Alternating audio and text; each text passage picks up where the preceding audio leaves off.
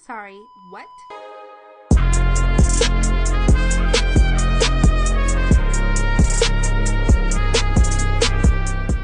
That's a trait too. You know. I know, it's so cute. This is all you. Yeah.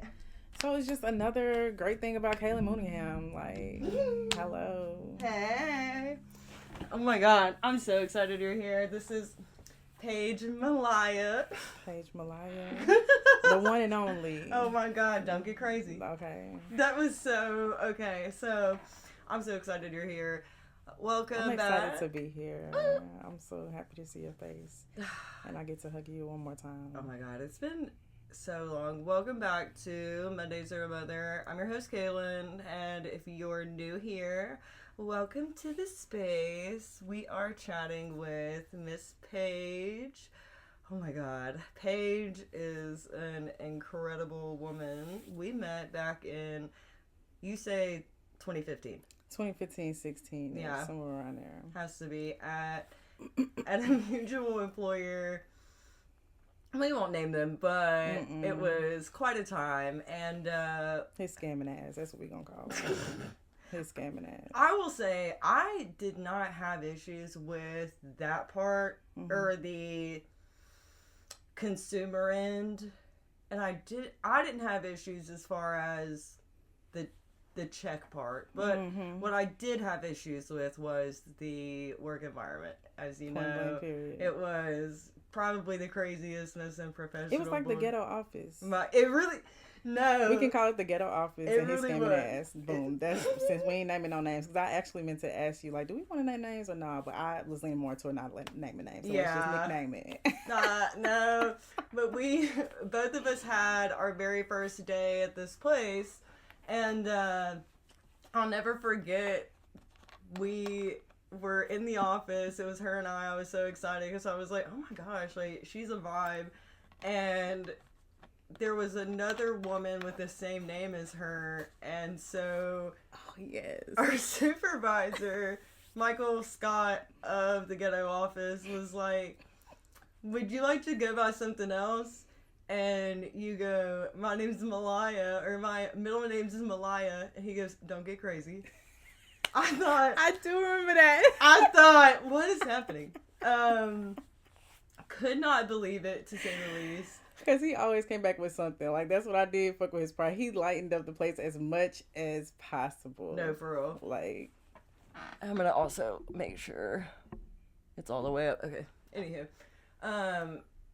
And then we worked together while I was dancing at Coyote Ugly, and my neighbor to the left of me, the second time I was there, what do we want to call her? She wouldn't be the Phyllis of the office, but the one who made the phone calls with the drunk daughter. I know you know who I'm talking about. Okay, see, I watched the show. I don't know no names, though. No, but I'm talking about the real woman. The real woman in real life. Oh, my God. But I cannot remember, or I don't know what we would call her, but she has something going on every single day. It was so... She would love me one day, and then she would hate me the next day. She would tell me all her business, and then... You're like, don't you say it for word. And I'm like, you're right. Okay. I don't even know. Like, it was always a lit day because it was always something different, but especially with her, like, we never knew. I know she had that drink in her cup. Had to. It was mind so you, fun. I might have been a little more naive at that time because the mental level that I'm at now versus then, like, oh my God. I had no idea. She was asking me for rides and all kinds of stuff. So I didn't know. Asking everybody for everything, okay?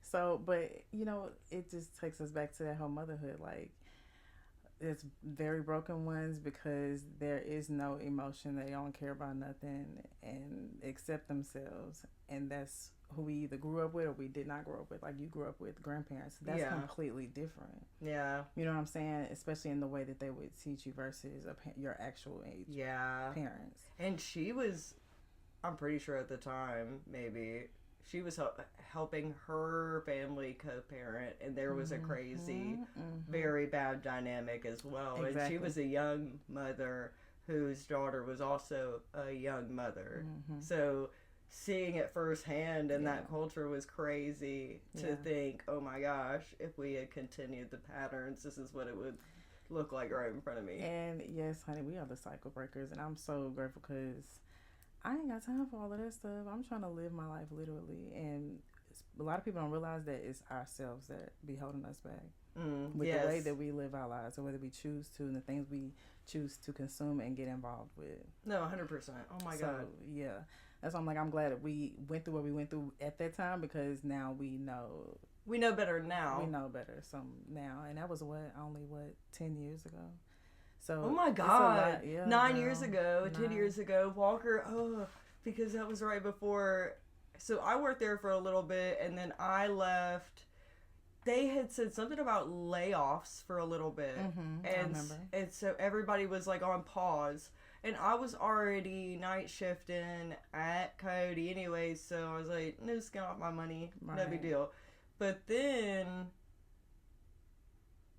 I wanted to come back, and I called. She answered the phone. Mm-hmm. That's the only reason I even bring her up. Okay. She answered the phone, and I was like, hey, is Michael Scott there? And she was like, oh, no, he's in a meeting. And I was like, well, hey, I'm honestly trying to, like, talk to him about coming back because I just found out I was pregnant. I hadn't announced it or whatever. And she was like, I don't think we got room for you, babe. I was like, oh, okay. So I hung up, girl, I didn't say another word. So then I sent an email. Mm-hmm. Like, a couple weeks later, I was like, hey, like, I'm trying to come back. Like, what's up? Right. And he was like, what are you talking about? And I was like, I want to come back to work. And he goes, when did you call in? So I told him. He said, well, she didn't even work here anymore now. I was like, oh. What? Then why did you ask me when I called if that didn't matter? She don't even work there no more, you know? Makes no sense. So either she lied or either he never knew what was really going on. No, for real. For real. The scamming ass thing. He never really knew what was going on in the Ghetto office. So that's when I was like, nah, I gotta get the fuck up out of here. That's why I left, because it was after the layoff little talk situation, whatever the fuck that was. I didn't have time for it. Yeah. So that was my main thing. I was like, I'm not gonna wait for Tim to figure out what he gonna do, and then more scam calls kept coming in, and mind you, Kaylin, within this year, 2025, I be seeing it talked about on Facebook. Girl, for real? Girl, so the guy, lemons. Oh, lemons. Oh, yeah. I could see that. I could see that on a few of them. I could see that on in 2025. It's crazy though when you was doing that 10 years ago. So I had a car that blew up. Not from him. Yeah. Was this after? This was, yeah, I didn't work there anymore. Okay. But I will say, I don't know if it was my fault. I don't know what happened. They told me that there was Flex Seal in the engine. And I was like, that's not a good thing. I don't think. You're talking in Latin to me, baby. And that's when I had to really, like, learn about cars. So I had called and told him, like, what happened, and he helped me. So I was like, oh, that was nice. So I just assumed you did that for everybody. I assumed you just did that for everybody. Girl, maybe it was your shoe. You know, it was a whole bunch of us in there. Yeah, it was a lot of us nothing. So I'm not going to even put it on no racist shit. I don't think that's what it was. But I feel like that he knew he did you wrong off the first one, so he owe you. Yeah. Just like he owe everybody else that worked in that Ghetto office. No, yeah. A lot of people in the whole city. Like, why are you still selling lemons in 2025, bruh? No, I will say he did your bestie wrong, because she had one too, right? And that one stayed in the shop. I think it was a couple times. She just he was just there, and he always made the promises, and he did. I don't know if they ever did anything or nothing. I have no idea if they did. I don't think so. Yeah. But yes, she did deal with him and get a lot of his vehicles off the lot. Oh. And it was always sitting in the shop getting worked on all the time, type shit, for real. So that was bad. So then So I do remember that when I came back, that was still up for conversation that they were downsizing, but you were still there. Mm-hmm. You were in the front. You got promoted to window. Mm-hmm. Basically, oh my goodness, how we long to be at the window. Assistant to the assistant regional manager. Like, that's what that fucking promotion was. That was the way they talked up that window. About the window, girl. Oh my gosh. Like, we just... yes. Turning around and be like, right. Okay. At the window. Right, girl. And so... And I don't know if you were there when... No, so... I went to a doctor's appointment and came back and you were gone. So tell me about that day. Okay, so I can tell you because I think I do remember, like, man, I knew I was supposed to be with you or something. We had already had something set up or whatever. So I don't know exactly what happened, but replaying the image in my head, all I know is whatever happened. I was just like, fuck this shit. Took a piece of paper out the copy machine, wrote my resignation letter right there, put the date, signed it, gave it because he came down there. So I might have said some words to him. If I did, I don't remember, but that's the only, I just know I did it right then and there type shit. And because at one point, I wrote the resignation letter. I think I just put the date and I handed it to him. He said, you got to sign it, Paige. And I was like, snatch. Sign my What does it look like? Does it look like handwritten? Right. I signed the quickest signature, bruh. And I said it kind of like, tossed it back in his face like, you better catch this hoe. And I walked the fuck out of that hoe, girl. Oh my God. Like, that's literally that. I honestly, is that the last? It's not the last time I worked in quote unquote corporate America, but that was my last quote unquote, I think, real job. No, I did Planet Fitness, and I also hear they're racist did some other stuff. Who, Planet Fitness? Yeah. You talking about as far as working there? Yeah. I was on third shift with another one of us. So me and her cool. I just talked to her the other day, but not too long ago, I'm gonna say. But yeah, girl, it was just after that I only started working in places where I had one companion with me. So me and her got close, and basically what we here for, off the motherhood shit. Mm-hmm. Everybody just trying to make sure the babies eat, taken care of, and we mind our business, and we sometimes drink our water. You know what I'm saying? So yeah, we was on third shift. Yeah. And it was just me and her, so that was a whole vibe type of job. Like, every job after leaving the ghetto office was smooth as hell. Good. And it came at the perfect time and when I needed to gain my independence again. Like I said, I had left my second baby daddy. So tell me, how old were you when you became a mom? I had just turned 20. Okay. Oh, wow. Yeah, our birthdays are 2 weeks apart. Oh my God. So I had him 2 weeks after my 20th birthday. And then I remember your daughter, she was a couple months old when you started at Calton. Yes. Right, at the ghetto office. And so with that, you had just left her dad? So no, I had actually left her dad I was working at Planet Fitness in 17, 18. She was about 2. We had just moved when she had just turned 2 type shit. So that's why I keep up with the timeline. Yeah, right. So she was about 2. So I left her dad when she was around 2. All right. 3. All right. And that's when I moved back in with my mom. I feel like then I saw you again after a few years. We had kept up with each other on socials, of course. Always, yeah. And they just, oh my God, the babies are so big. Yes. And then I started working at the clubhouse downtown, and it was your birthday, and I believe that was not too long after you and him had split up, and I was like, oh my gosh, that's crazy. When did you start working at the clubhouse? I was there, so it's kind of fuzzy. Be 17 or 18. Yes. Okay, so yeah, that was, yes. So yes, I was going out trying to, bounce back. Yeah, but still taking care of the babies type shit. So yeah, I was in that time where I still wanted to have a good time. I wasn't gonna be like sitting at home. Like, now I don't mind sitting at home. Like, I love my babies. I love being around them. I love getting to know them. I ain't saying every day is easy because these new generation, we've already had this conversation. So this new generation, they a little different, but I love doing what I do. I love being a mother. I always wanted to be a mother. So I'm just trying to enjoy it as best as possible. But like I said, everybody had their good and their bad days. So now you are with your new partner. You guys have 2 children, so you have 4 children total. Yes. And then you're no longer in corporate America. I wouldn't necessarily say that. I just be really minding my business, and I do what I have to do to make sure that we have everything that we need. Okay, and so you're a... Well, when you say corporate America, you mean I don't work for nobody. Right, yes, right. Yes, I work for myself. Okay, I was like, I'm a little late girl. You know. So yeah, we vibing.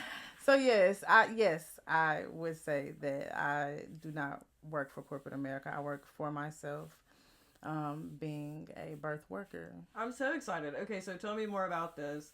Because I'm coming off of 1, tons of research anyways, 1, and 2, Law and Order just put out a new SVU episode. Oh, okay, I'm gonna have to look it up because SVU is my shit, first of all. But then I talking about what I do, that's like my favorite. Like Tuesdays is my favorite day because that's the day it used to come on a new episode. So now it's Fridays on Peacock, just so you know. Okay, Shout out to Peacock. So yeah, I'm gonna have to check the episode out because I love to hear the different perspectives of what I do.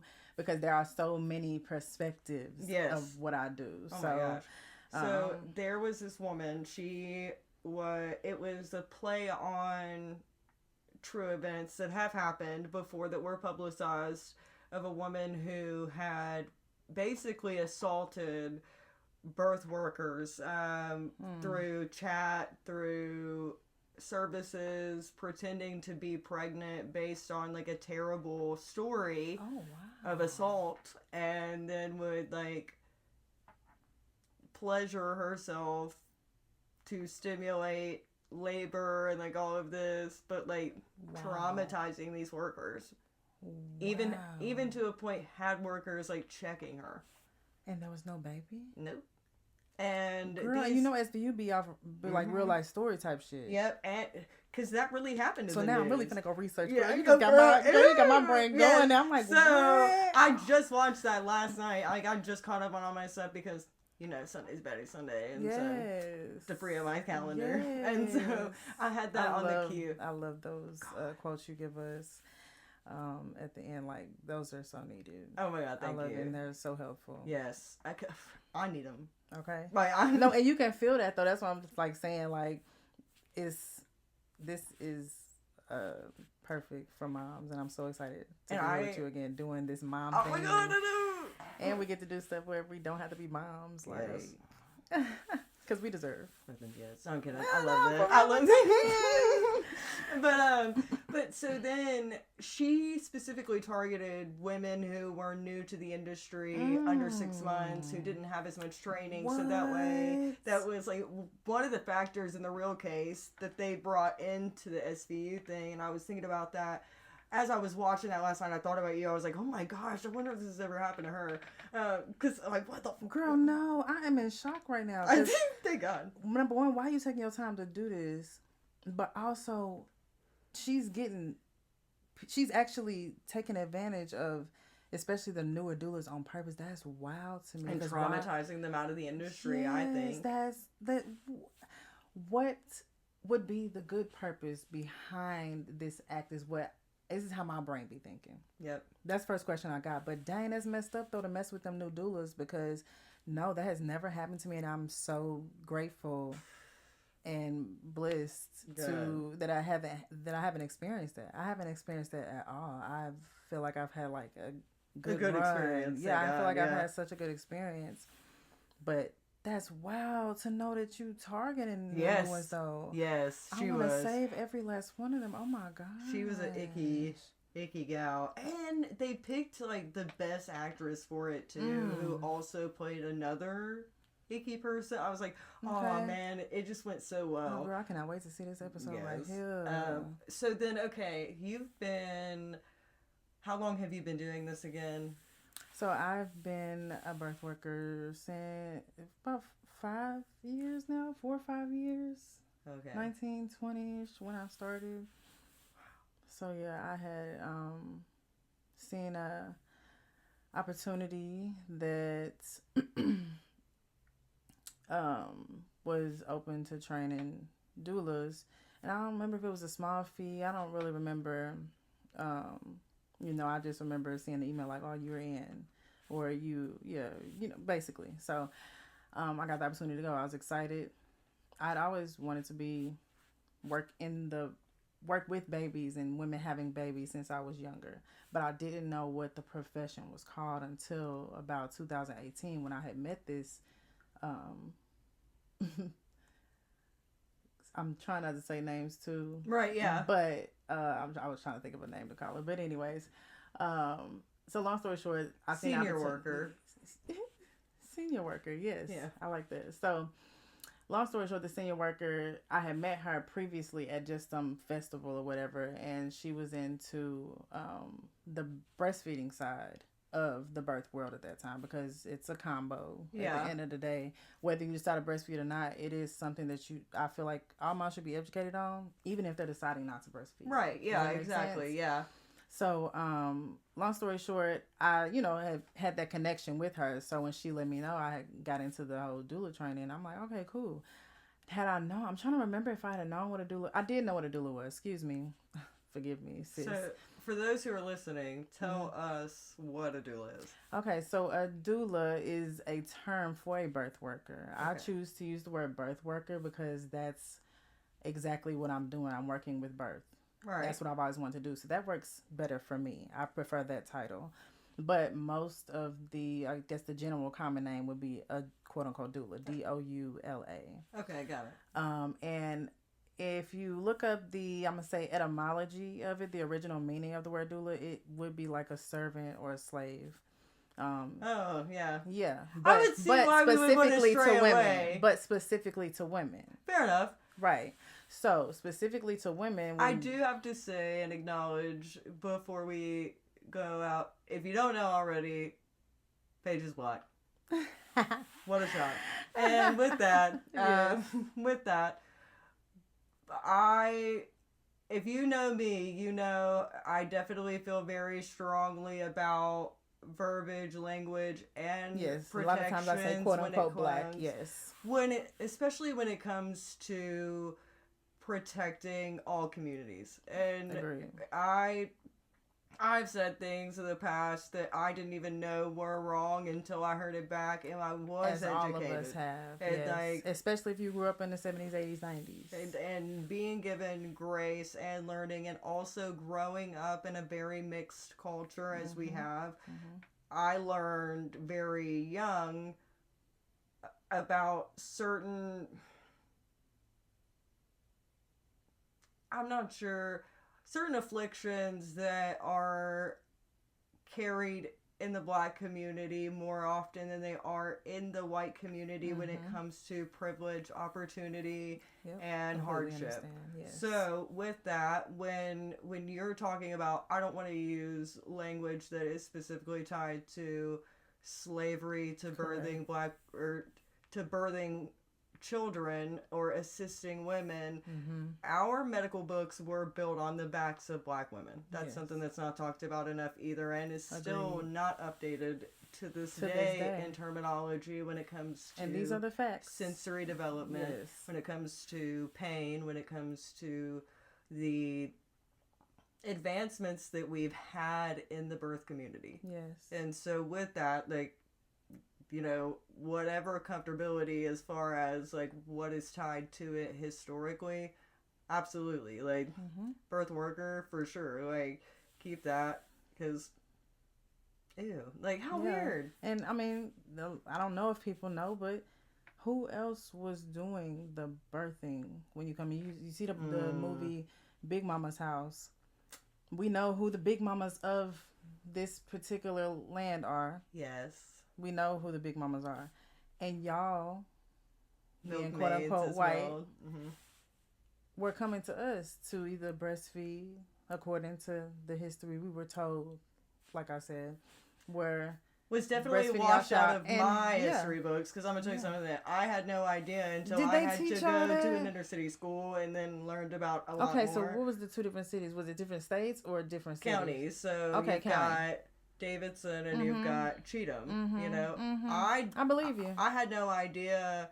You know, cowboys and Indians. I had no idea about Native believe Americans you. in Canada. Didn't know about the Catholic Church with the Native Americans. Girl, I was so embarrassed. I learned that at 29. Okay, thank you. Why did I have to learn this stuff after I got out of college or out of high school? Okay. That's all I'm saying. So, like we were saying earlier, the choices that are being made do not make sense in a lot of different aspects of the quote-unquote American way of living. Yes. And so for me, I've had this passion to, okay, how do we get people living? The mothers have to be taken care of. I just so happen to love babies. Okay, I'm going to do something with mamas and babies. My passion. It was an instant purpose. passion Yes. since the single digits. I don't know what you want me to do with it. I feel like everybody should be following their passions right now. Even when times look hard, you're supposed to follow your passion. You're supposed to follow what feels good to you. So that's what I did. Living in your purpose. Okay, like period. And I feel like for me, life has taught me that that's just the simplest way to live the easier life. Because me and you both connected at the Ghetto office, but it was off the strength of literal, like, oh, she got stories to tell. Community. You know what I'm saying? Seeing it. And, you know, before I'm like, you know, I would hear people say stuff about you and it wasn't nothing bad. Like maybe, you know, you talk too much type shit. Just like, but I'm like, do y'all understand why? Like she's... I would definitely see stuff and I couldn't let it go, especially when it came to favoritism, treatment, colorism. Yeah. Like that was so real. But guess what that is? It's a spirit within us that we know stuff is not right, and we're also warrior women because we done been through some shit, and that's what makes us even fight more to do things right and to do things right by people, by others. And especially, like, I will say there was a moment or an instance you and I being there at the same time, and there was favoritism to, I don't remember their name, was new, cuter, younger, whatever, and no biggie, like, but there was a difference in education, there was a difference in demeanor, that the bar was lowered for this person based on their appearance. And it had me, you had said something, or whatever the case was, you had said something, raised a question to it because it wasn't done properly. That person's reaction was nasty. Instead of them being held accountable, you were held to a conversation of why did you bring attention to it. From that moment forward, it was offhand. That's when I was like, I will never shut up ever again. Say whatever you want, say whatever you gotta say because I'm gonna say it. How dare you silence her for anything? Like, she's bringing attention to something that wasn't done properly, and you're interested in this other girl because what, her ass is fat? Like, big deal, babe. Big deal. And that might have been why I was like, oh, nah, you got me for that type shit. Like, anybody finna disrespect me like that. Yeah. That's all that was type shit. and just will always be, because it's like, I think that it's important to understand that you have to use your privilege properly.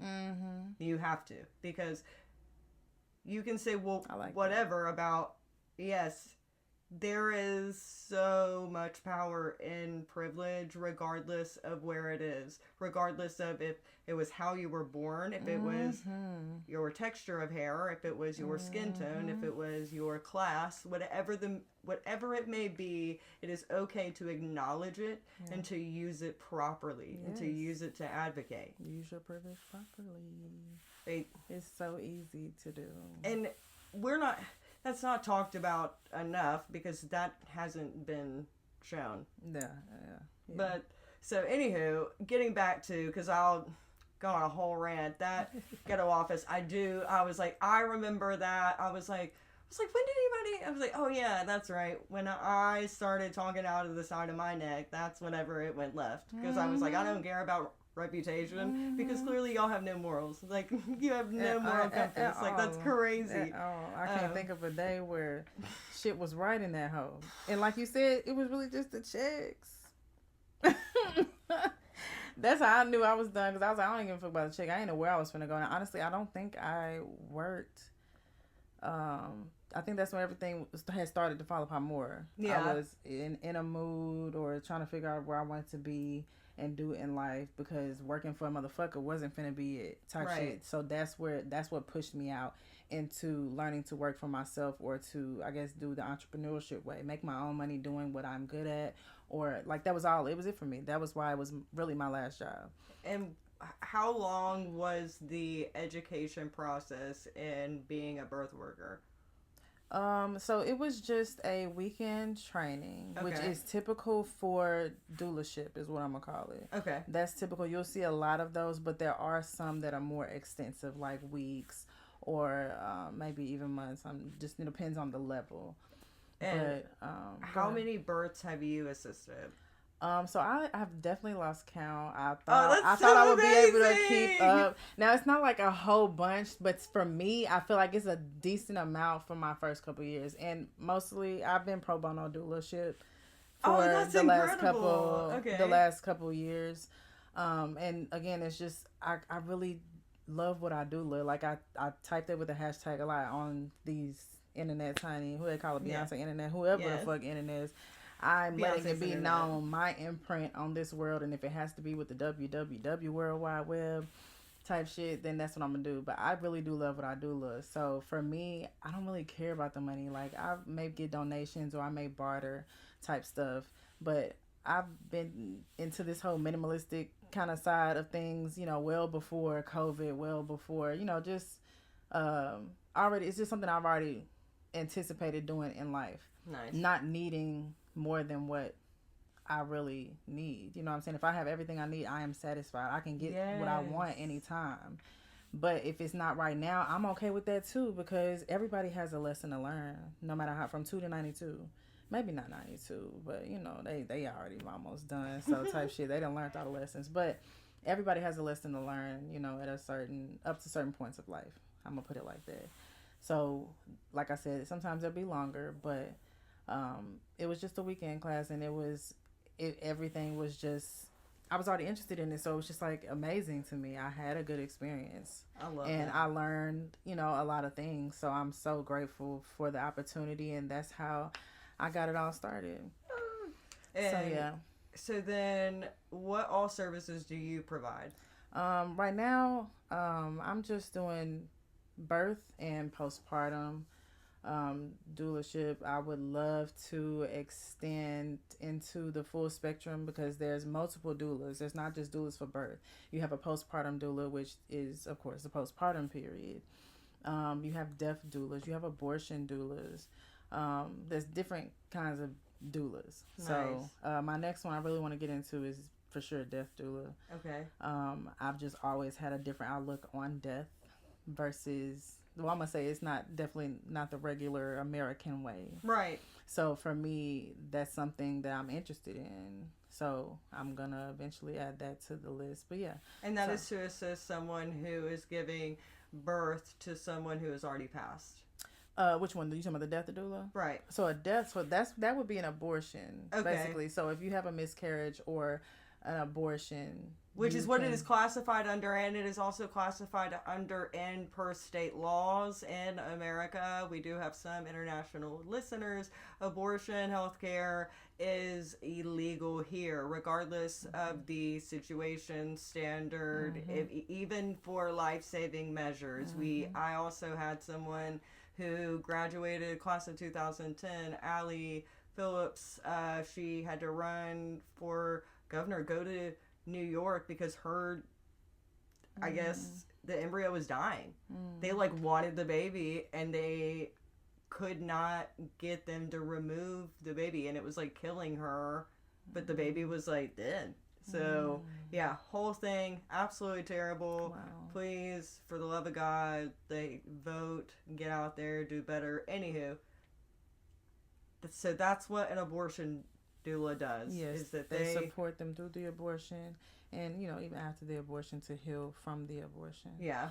So a death doula would be someone who supports somebody in their knowing that they're in their last days, and then also their family after the passing or the transition has come. That's what a death doula would do. So that's what we get back to the original meaning of doula is a support servant or quote. I ain't never really seen the slave stuff, but some stuff you'll see as a slave. Yeah. Depending on which translation it is. Right. Yeah. So yeah, but I just recently looked up what the meaning of my name was, and it means Paige. I've never thought to look it up. I've intentionally named my children based off the meaning of their names, but I've never looked up really my own for Fair real. enough. And so it was like helper, and I'm like, yeah, that's all I feel like that's one thing I'm really good at. So I'm like, oh, okay, that's vibe. Like now it makes sense why I'm so giving, why I'm such a giving person. Whether it's my energy or advice or money, whatever the fuck it is, I'm a very giving person. Like it feels so good to me to give to others, whether it's a freaking strmile or a freaking Coke. Like I've given homeless people blunts before. Yes. Like full blunts that I just rolled, just got off work. Yes. Man, you need this more than me. Take this whole fucking blunt. You need a lighter, you take the lighter. Like I'm gonna go home. I'm gonna roll another one. Like type I shit. got it. Like I got it. That's how giving I am, bruh. So yes, so that I'm like, okay, it all just makes sense now. I know that this makes sense because this is what I'm supposed to do. That's why I feel so good about it. That's why I feel so passionate about it. So just roll with it. So that goes back to why I don't really care about the money that I get from it. We was talking about how many births I've had. So out of I'm gonna say anywhere from 12 to 15 births that I've supported. Okay. I'm gonna say 2 to 3 of them was like actually family. So it counts, but it definitely counts. It fucking counts. Yeah, okay. Like, you got to assist somebody be brought into this world. Right. That's so dope. So yeah, so that's why I said I've been a pro bono because I don't care. I just want to help you through your pregnancy. I just want to help you through this birth, and I just want to help you if you need me at the postpartum type shit. Like that's what makes me feel good. I'm gonna do that for free any fucking day. Right. Oh yeah. I've been doing it for the past 4 or 5 years. You know what I'm saying? And how many births have you had in the hospital versus like at home? Let me see. I only postpartum 1 home birth. But out of I'm gonna say the majority, at least 3/4 of them have been in the hospital. And so I've had different experiences that lead into why you wanted me on, which we've talked about this years ago. Mm-hmm. So I'm glad we finally getting it out here. I was like, you know what? I don't care. I'm starting a solo podcast, even if it is by myself. Mm-hmm. And when people have the opportunity to be here, let them be. Yeah, you're so vulnerable in it, and I love it because for me, I feel like that's what saved us back then. We tried not to be too vulnerable, but when we were, I know I could do it with you, and you could do it with me, type shit. Cause I ain't never give a fuck what nobody in that office said about your ass. I'm like, shit, the side I get out of her, like, I fuck with this white girl. The fuck? What's wrong with y'all? She funny as fuck. Oh my God. Yeah, she may talk too much or too loud sometimes, but sometimes y'all motherfuckers be in here doing some crazy ass shit. You need it. Okay? We be here trying to do our job for real. We might cackle against each other. But I was like, but she ain't that annoying to the point where y'all can't work and just focus on. It's just they were old. Yeah, that's part of it too. I'm like, y'all really just mad because, Auntie... She really was just mad. She had to be back drinking. And forth. It was back so then. I was probably a little little more naive then because I ain't really, what I'm saying, get up there mentally and start just really focusing on myself and my life for real, getting deep into, okay, what am I here for type shit until after I left that place. Yeah. So that's why it's the catalyst to the better version of me. I'm grateful for that damn ghetto office. Do you feel me? I'm grateful I met your ass there. I'm grateful that I was able to get in there and make money to take care of my children. You're right. Because at the end of the day, that's what mothers be doing every single day. Overtime was there. It was, I'll never forget, 15 minutes from my house off the interstate. I was like in my bag because it was easy money. And it was great for me to learn a lot about different dynamics and cultures because I will say, I miss and love Benny still. Mm-hmm. I still, hey, how are you? Mm-hmm. R.I.P. Miss Tina. That was awful, even though she talks so trash on me. Miss Tina, honey. When did she pass? 2 years ago. Okay, I don't think I've heard, because I really don't talk to nobody from there except you and I her. saw the obituary being shared because I removed her when she was talking about me. Because did she have a young daughter? Who also passed away.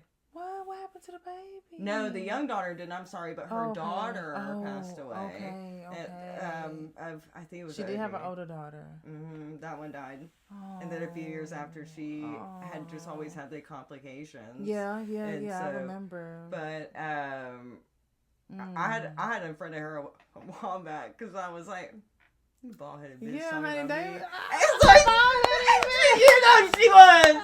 She had 4 strands hers at the end. For real, bro. I'm like, hey, Miss Tina think she the shit though. I'm gonna let her think she the shit. I know. No, you're good. No, she every day of that lipstick, that eyeliner, and the leopard, she wasn't playing with nobody. And you know what? That's what got me for real being serious about not physically being good, but also physically with the food. You know what I'm saying? Because I watched them old ladies have all the problems that they had, and I was like, I'm not finna be that age, because they was only in their 50s, 60s, maybe. Oh my! And to me, that's still young. No, but it is. That's a blink away. I feel like I blinked through my 20s. So like to see that, and the 20s, man. Since I've been taking care of myself, like. My 20s were the trenches. My early 20s, like, girl. Okay, baby. Because when did you feel like an adult for real? I didn't feel like an adult for real till like maybe 25. I don't know. I'm still having a hard time. It's like I'm like, I'm making the same mistakes. I'm just choosing to be a childish a little more than I am an adulting, and it's helped me. Whatever works for you. But this is what I be doing. Really. So. And that's me. I'm like, okay, if I can organize and plan and go with the grain, I'm good and live to my own standard. But then I see it's hard not to live in a world of comparison, but comparison is a thief of joy. Seeing that, I just feel like I'm like Grand Rising Queen. Like that's what I just sound like just now. But it's like I see people who are just doing a lot with their time, and I'm like, am I doing enough with my time? And then I have to like put myself back in check. I'm like, dude, you are doing the most. Like, what are you talking about? Like, shut up, sit down. I love this version of me, because I honestly enjoyed the growth from, especially being a little girl and going through anything traumatizing. I never really personally been through anything traumatizing that young. But I have when I was young, and I'm grateful that it happened when I was young, because now I can really like honor the growth for real, especially being a mother, because that's like 10,000. We just get straight up cool points, period. You know what I'm saying? Right. And that's why I love what I do, you know what I'm saying? Because I literally get to make you a mother if it's your first time or your 7th time, and it feels so good. So back to if I gotten paid, I've only gotten paid out of the 12 to 15, maybe like 2 or 3 times. Out of all of the births. So that's why I claimed pro bono doula, because I would do it without the money. Right, no, bro. And like, that's honestly, it's not about the money for me at all. It's more than money. It's like bringing you the most joy. And that's what I love about being a part of what I do, and my aspects of everything is like, I get to be a part of a positive memory. I get to be a part of a milestone. You know, I get to watch somebody get married or have a baby shower. To your wedding, by the way, that was a real cute setup. Oh my god! I know it's a memories to be gone, but I remember. I was like, my girl got married. So. That was the weirdest time, man. Ew. Oh my god, that's so funny. Yeah. Did you do that decorating too? Mm-hmm. Girl, you was fine. Now I need to add you to my list. Yeah, and I did. If you look on my Instagram, it's like You and Mine Designs. I did a blue wedding. There's so many weddings I've done, and I want so bad. I don't really enjoy the farmhouse wedding. I'm really over it. Like, I'm like, is that something you do a lot? Like, yes. Okay, I loved it. I have to do a lot of that because of where I am. It's mostly barn house stuff, which I don't mind. Sense. And like hippie boho style is very cute. I love cute. That. I want to do something a little bit more elegant. Like I've been wanting to do. Yes, you can. Even if it's my own wedding. Like, come on. Like, because just know that I feel like there's nothing you can change about the fact that if you're doing what you love, the money gonna come regardless. Yes. Like, life has taught me that, and so that's what I'm riding on. Or like, it will be provided. I cannot It count how many times is where already provided. yes, Girl. it really is. I can't Yes. count how many times where I've been in an opportunity where I didn't have Yes. it, but I blessed somebody anyways, and it came back to me Yes. 10 times greater. And I was Literally like, every thank you. time. Like, thank you so much. Like, I can't even tell you, like, every experience again, like, that I have ever been through. There has been no pain without And that's purpose. why we clicked, and that's why we motherfucking clicked on day one type shit. People be like, "Oh, you have so many." I do. I have a lot of people that we just clicked. Most of the people y'all see me fuck with, they be like, "Oh, you know them? Yeah, we just clicked on." Oh my gosh, yeah, Like, so many. so I love that about life. Like, that's just what life taught me, exactly what you just said. So yeah. Now, real quick before we wrap up, what was the biggest difference between your home birth and your like hospital birth? Oh, the biggest difference, honestly, was besides freedom of movement, because it just seems like, It's very restricting. it is very restricting the moment you come in. And I don't know how you would call it, but one of the things that I do explain to my moms is like, when you get in the hospital, this is what's gonna happen, this gonna happen, this gonna happen, this gonna happen. I don't know what you do, but they have a little pattern that they do whenever you check into the triage, and you tell them that you're going in labor or you think you are. So Come in, the Doppler, you sit on the bed, you pee, then you wait, then you're still waiting. After they test your pee. The lights. Yes, I mean, just, it's the environment. And I actually have spoken with some pregnant moms who, like, when they don't have high blood pressure on the regular, but when they go into the office, their blood pressure might be high. That's the only time it's high. It's the environment. So you did ask. Well, you haven't asked me yet, but I know one of the things we had talked about was what I think would be able to change. I feel like one thing that could change is definitely the environment. But the freedom of movement was my favorite part, because nothing is disturbing you. You're going through the process. You're able to focus on the process that's happening, because at the end of the day, this is a natural process. Nobody can stop it. Now, that doesn't mean that it cannot be disrupted. right. And so, you haven't told me your birth story yet, but I know when I hear it, I know what to look for. The process is being disrupted. We're definitely going to get into that next episode for sure. Okay, yeah. So yeah, that just go with the flow. We have to learn, especially when it comes to nature. It's the same thing as animals. They just leave. You always see the videos where they're backed up, letting it happen. That the environment can change in the hospitals to have definitely better birth outcomes and no issues at all on the first day that a baby is born, unless there was some previously while in the womb. Right. No issues at all. That's the difference, because I just let everything happen Naturally. Mm-hmm. And then one thing that we can definitely do is advocate. If you feel an energy, if you feel something shift, if you don't feel like something's right, say something. If they won't do something, change the environment. Change the environment. Because I'm going to tell you, there have been other situations and stories that I am excited to share and talk about where they just didn't know. It was their first time. They stayed in a poor environment, and unfortunately, it had a negative impact on their birth story, on their entire experience, causing postpartum. Yes. Like it's a huge thing. I definitely believe that is the main reason that most of them, I'm not going to say all of them, but definitely most births don't have the better outcome of experience possible because of the environment. And I made the choice to even try home birth because I had seen it successfully done when I did the postpartum, but also I just feel like nobody's here to tell me what to do.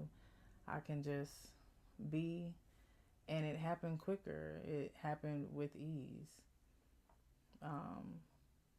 And sorry, I'm bringing up my statistics because No, I was did. like, You did. I was like, I did not write these down right, but And just so you guys are aware, since 2023, the U.S. mortality rate, which the in embryo was literally 5.5 per 1,000. So, and I know that I've seen so many stories, but overall, it's like essentially almost 6 women per 1,000 experience fetal death, which is when you are having a baby and just something happens. Most of the time, because when I listen to, they still believe in 2025 that brown-skinned women don't feel pain. Oh, I 100%. don't know how that's carried through so long, but yeah, that's part of the reason why. And then so that applies to your advocacy. Exactly. And then so in between 20 and 27 weeks, that is increased by 4%. Wow. So think about, your baby. You feel them. Yeah, that's around the time you would have felt them and connected more with them. Yep.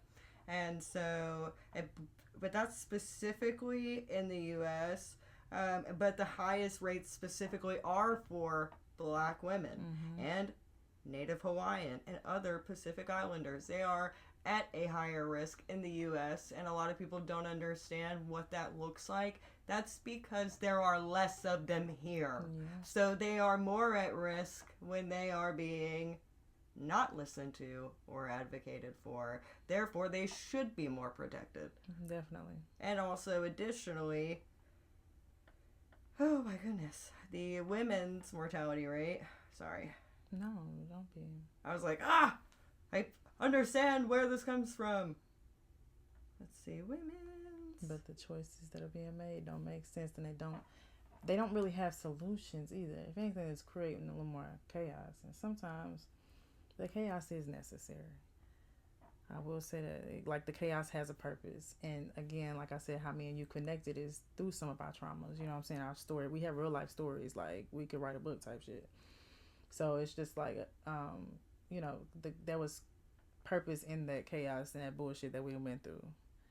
So I'm grateful for it, and I'm glad that I can make better decisions now. But especially as a mother, because we really living for, them.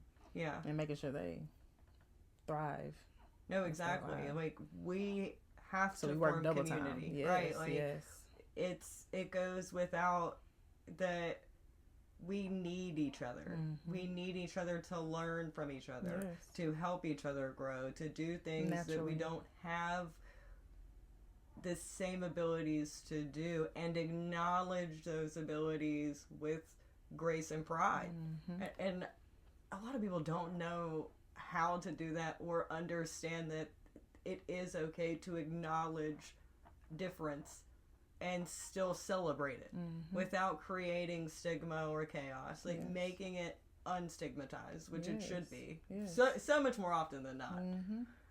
But according to the United States CDC, the maternal mortality rate in 2021 was 33 deaths per 100,000.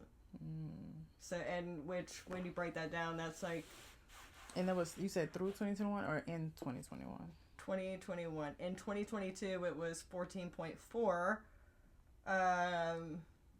per 100,000, but most of them were under the age of 25, which that's, if you know, historically 25 is almost geriatric to start a family in our culture. And I'm so glad it's like going longer, and that it's not the standard to just take your time. And honestly, you know what I'm saying? Yeah, exactly. Not to take your time, but honestly, we're having, I'm going to say our culture, we're having our babies in older ages now. I've seen a lot of women lately in their 40s and 50s having babies. And I think that's an amazing thing. So it is kind of flipping, but let me tell you about specifically the 2021, 2022 ones. You know, that was with the whole COVID thing. Something that I've learned, especially, you know, just having experience on both sides of birth. I've experienced everything except a C-section. So I'm grateful for that as well, because that's how I always imagined it. But long story short, I was just saying that there was no touching. There was minimal touching because of everything that was going on at that time and the whole. How scary. You know what I'm saying? Like, I couldn't imagine how much more anxiety was created around that time, especially being pregnant. Yeah. So I feel like that is partially one of the disruptors that I speak of, and why those results came like that in 2021 and 2022. Yeah. So, because it's a very important thing when it comes to giving birth. It can really assist the birth in a natural way, just simply touching. You know what I'm saying? Right. And then in 2022, it was 22 deaths per every 100,000 in the U.S., which was substantially higher, which is crazy to even think about. So it's like, what is it now? Yeah. Is it just them not listening to us, or is it really just no care? Like, what we just have questions that need answers. Yep. And 22% of them are with it is enduring pregnancy. 13% of them are within the day of delivery, and then 1.6 of them are, 12% of them are 1 to 6 days postpartum. Wow. Which I think that is one of the biggest impacts on especially African American women. I see them going home and bleeding out, being dismissed with a new life. You know what I'm saying? So now that baby, a lot of my research I had to stop because it broke me to think about how many women, how many times they went to the doctor, how many times they called, how many times that they weren't listening. Yeah.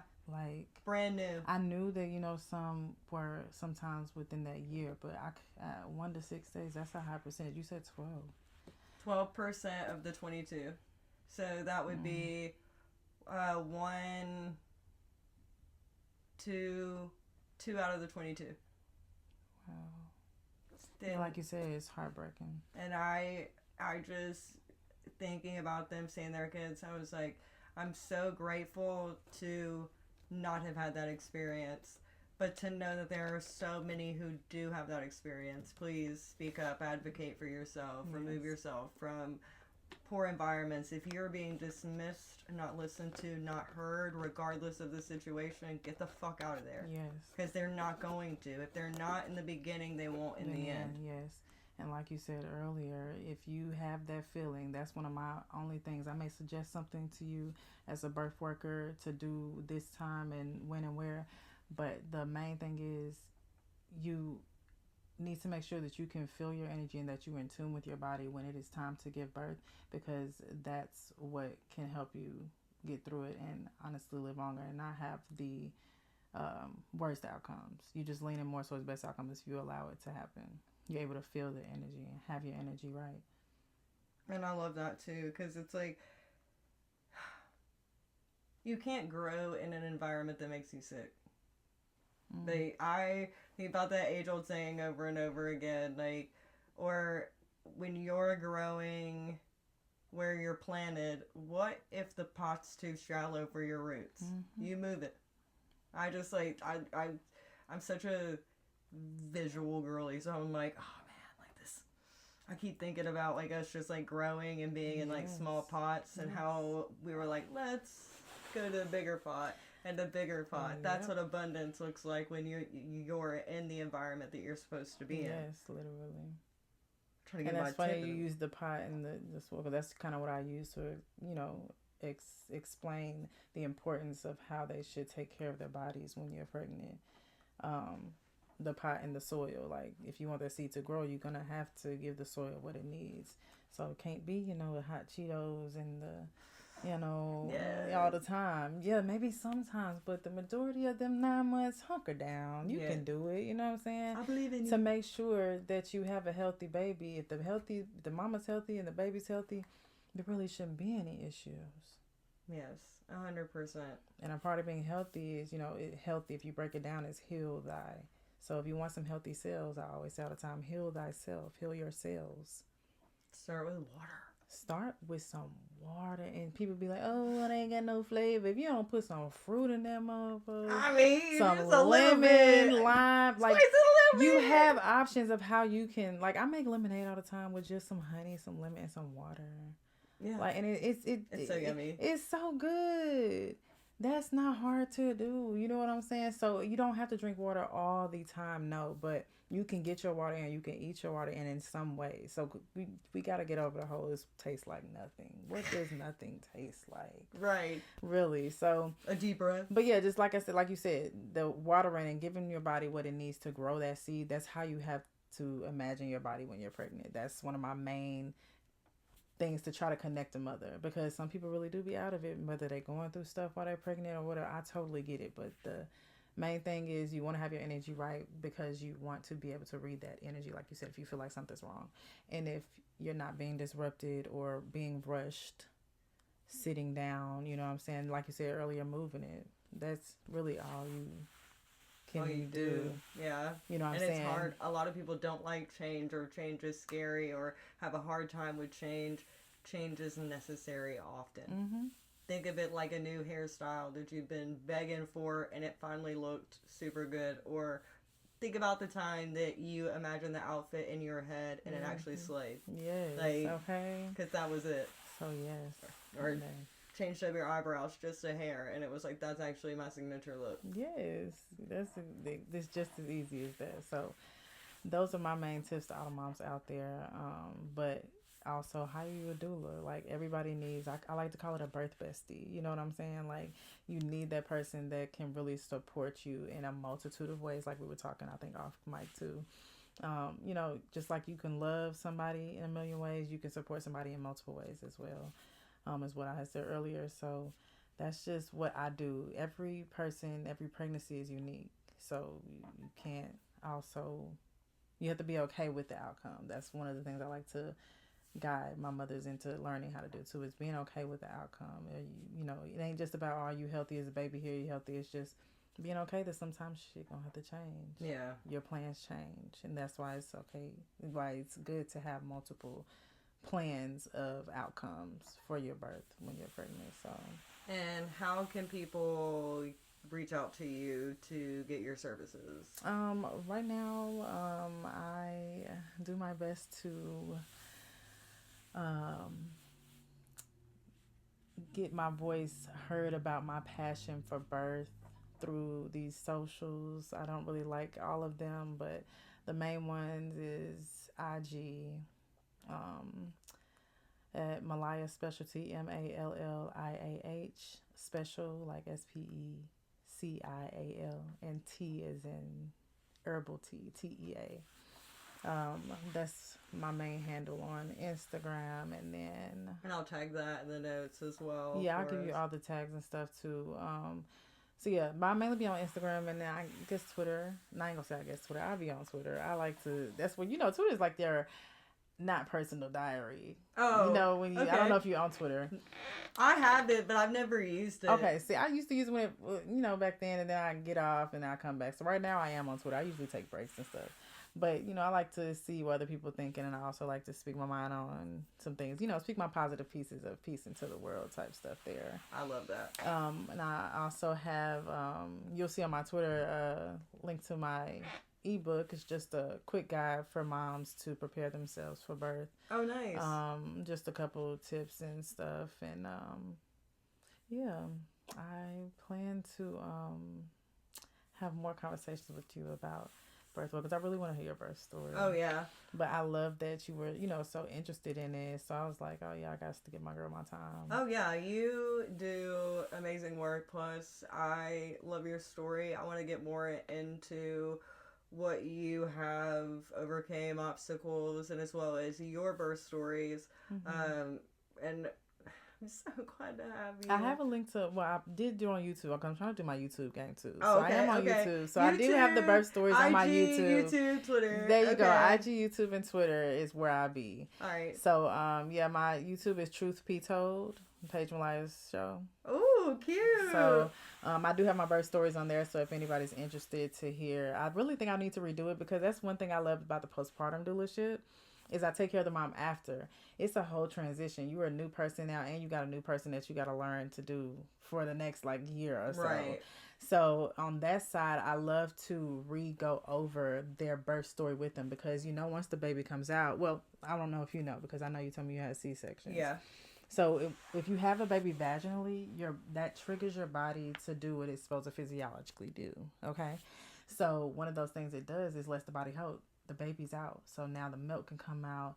Now the mama has to Yeah. heal, and most of the time It took me longer for my milk to come in. It took me a little bit longer to because bond. you didn't have that touch, that connection with the The baby. oxytocin that produces, like, of course, like, I produced it, but it wasn't at the same level, and it had to be manufactured on my own. That's all it is. This is how our bodies work.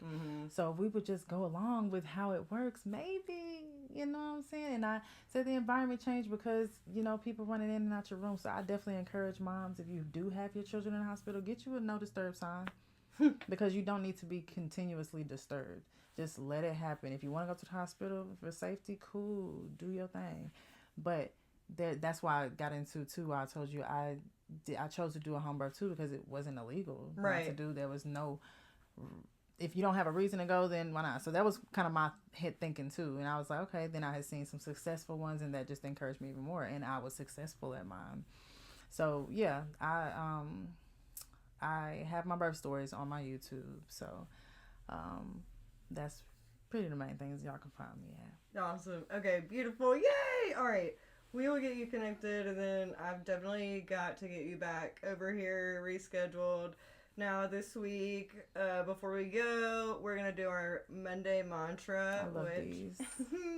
It is, I trust my intuition even when it whispers. As you guys know, I talked last week about how I knew my intuition was telling me something. I allowed myself to be gaslit, embarrassing, but it is what it is. Just to remind you that a quiet clarity is still powerful. I do know you don't have to wait for chaos to confirm what you already know deep down. Just keep it pushing. My tip of the week is do not mistake peace for boredom. I needed that. Sometimes when you've lived in survival mode, calm just feels uncomfortable. Learn to sit in it. That's where healing and alignment begin. Last week I was like, keep going, keep moving, keep pushing. Sometimes shit requires you to sit. It sucks. Yes. I don't like to sit. It requires you to sit. Like, it just does. That's it. If you haven't already, please like us on Facebook, follow us on Instagram. We are